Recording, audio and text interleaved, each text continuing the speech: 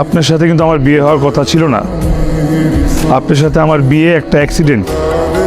এই অ্যাক্সিডেন্ট ছাড়া কিচ্ছু না। হ্যাঁ, না আমার কোনো ইচ্ছা ছিল না আপনার ইচ্ছা ছিল। বিয়ে করার কথা ছিল আমার বড় ভাইয়ার।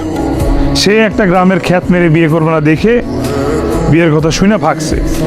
আর আমার আব্বা কাউকে না পেয়ে আমাকে জোর করে তার পাঞ্জাবি পরে আপনার সঙ্গে বিয়ে করেছে। আপনার কি কথা বলা শেষ হয়েছে নাকি আরো কিছু বলার আছে? হ্যাঁ, শেষ। তাহলে এবার আমি কিছু কথা বলবো আপনাকে, সেটা আপনি শুনবেন। বসেন। না না, বসা লাগবে না, বসা লাগবে না, বলেন। বসেন বসেন। কি বললেন আপনি? আপনার পিছনে কয়টা মেয়ে ঘুরে? 9-10টা।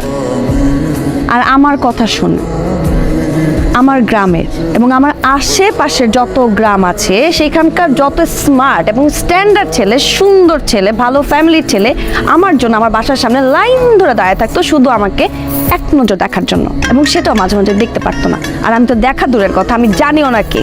আর আপনি গনে গনে হিসাব করে রাখেন 9-10টা। ছি ছি ছি, আমার হাজব্যান্ড হয়ে আপনি এইসব হিসাব রাখেন। Very sad.